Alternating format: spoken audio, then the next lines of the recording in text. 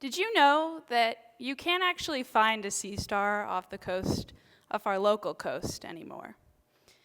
It's really sad. You can't find a lot of things anymore, and it's not like the sea stars are extinct. It's just they've disappeared.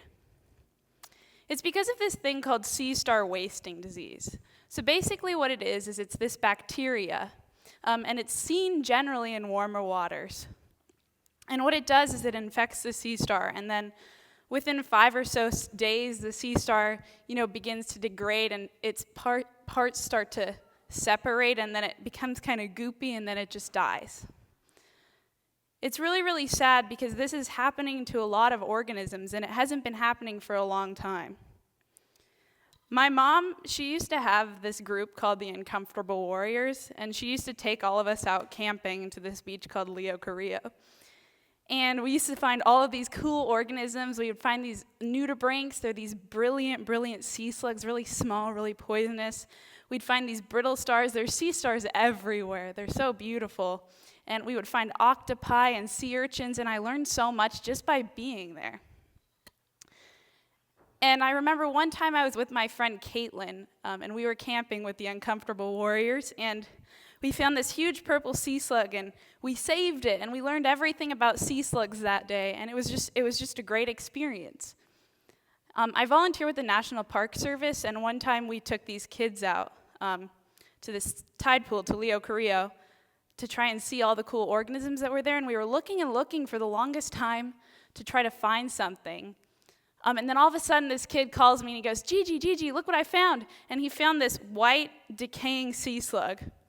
And all the little kids were crowding around. They were all so interested in this dead sea slug, and I was showing them all the parts, and they were really hyped up. And it was really sad, because when I was their age, I wouldn't have cared at all about a sea slug.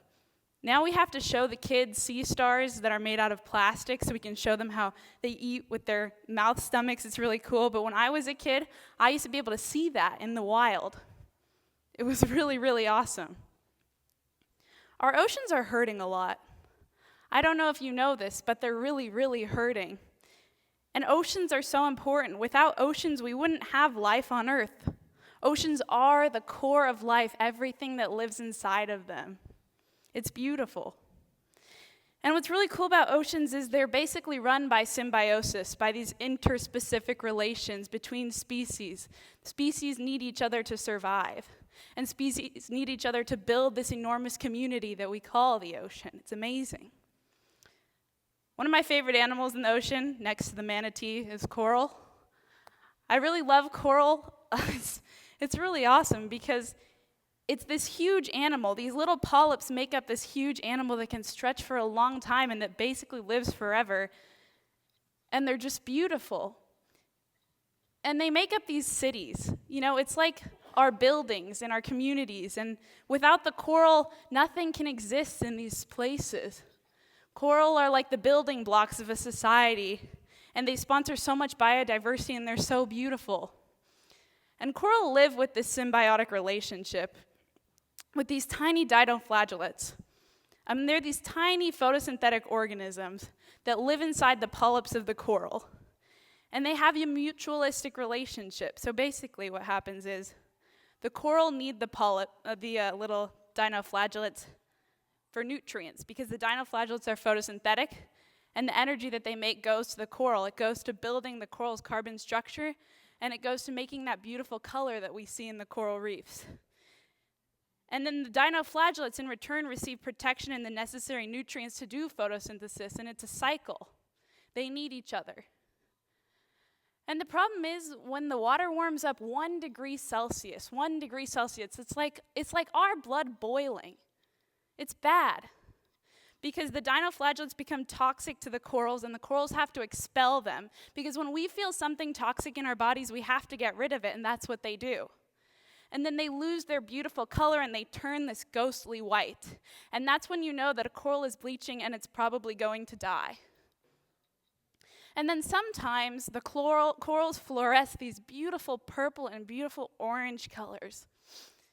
And it's sad, because we see it and we think, wow, it's amazing, but really what it is a coral being too hot. It's like a chemical sunscreen because it can't protect itself from the heat. It's too hot outside. And then the corals are covered with algae and then they die. And it's sad. And I don't think that we're realizing how connected we are to what's going on, because everything that we throw out goes into the ocean. All of the carbon dioxide that we emit as a community goes into the ocean, causes ocean acidification. All of the industrial runoff, all of the agricultural runoff, all of the municipal runoff, it all goes into the ocean. Everything just accumulates. Global warming causes ocean temperatures to rise, and that causes the corals to die. We need to realize this connection. We can't separate ourselves from the system of symbiosis that runs the entire world, because I don't think we're understanding the repercussions exactly. Because coral reefs are so important, and 90% of the reefs are already threatened. And by 2050, at this rate, they're projected to all be dead. An entire ecosystem is projected to be gone. And what will that do for us? What about the people who depend on the coral reefs for their fishery productivity? What's going to happen to them when 25% of what they use for profits and to help support their families is gone? I don't think we're understanding how connected we are to this. We need to maintain the symbiotic relationship that governs the entire earth. And it's possible. I've seen it. I was in Ladakh with my family a few years ago. It's this village in the Himalayas. It's really, really beautiful. There are these huge peaks on either side of you, and they're so mountainous and they're so high up that nothing can live on top, and there's glaciers and they're beautiful, and then Ladakh is this oasis, and it's green and it's lush, and the people there, their faces, they have these beautiful wrinkles, and they're just, I want to look like that when I get older, because they've lived life in such a beautiful way. And they live in symbiosis with their land. Here we use cows and then we throw them away. We grow them in these huge agricultural wastelands. And all we do is just keep feeding them, and then they keep emitting methane into the atmosphere, and then that methane contributes to global warming, and that global warming kills the coral reefs over and over again, and then we kill the cows and we eat the cows and we do it again because it's contributing to our commercial society. In Ladakh, they lived with the cows. It was a give and take and give relationship. The cows use the land to eat and to live, and the humans use the cow patties as fuel, and they use the milk for cheese and butter. It was symbiosis, and it's real. And the reason that it works is because people feel that connection that so many of us have lost. And I know it's hard to feel that connection again. I know it's hard to feel that love because we're not taught to feel it anymore. And I don't know why. I think I've felt it twice really strongly in my entire life. I think the first time I really felt it, I think I was 8 or 9, and I lived in my first house living here in this area, and my brother's friend broke this branch off of a tree. And at the time, I could talk to trees, and I felt it. And I'm so serious when I say that I felt the pain, and it was real. And then the second time this happened to me, I was watching this coral reef documentary called Chasing Coral, and they have these time lapses of a coral dying, of a coral bleaching, and you can watch all of the biodiversity just completely be destroyed.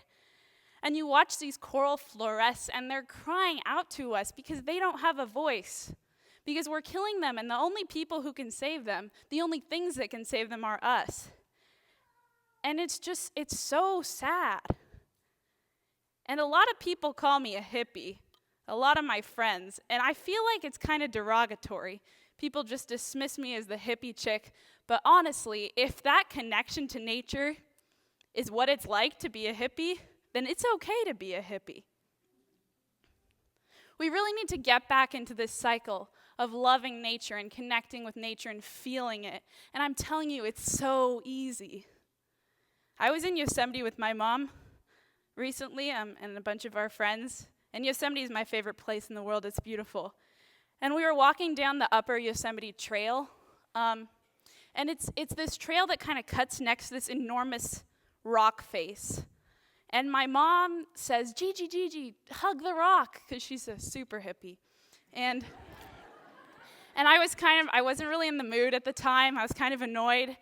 But then I went up ahead of her, and she didn't see me. And I was alone in nature, and I just pressed myself against this rock. And you look to your left and you look to your right, and all you see is just this beautiful expanse of stone, and you feel it against your body. And it's beautiful and it's real, and that's love. I felt love. And I'm so serious, it's so physical. Some people think that, connection to nature is just an emotional thing, but you can actually feel the love. And you can use this love to make a change. I know we use change way too ambiguously in our society, but you can make a change. You can do the little things at home. You can stop using so much water. You can recycle. You can buy fewer clothes. But you can do the bigger things too. You can stop eating beef at home, but bigger, you can have your district stop serving beef at schools. I have a club called Hands on Earth who have been told by everyone we talk to that it's economically unviable for schools to convert to solar power. Economically unviable doesn't cut it anymore. It's not an okay argument. Because at some point we have to realize that things can't just be economically unviable. That's selfish. We have to realize that there's a turning point, and we've reached it, and we really have to just be selfless and give back. So we're going to write the solar proposal anyways, and we're working on it right now. And we need your support.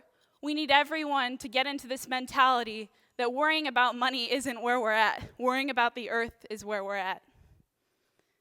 I encourage you next time you go outside to take off your shoes and take off your socks and just step on the ground and feel it. Because you can feel it. I swear to God, it's real.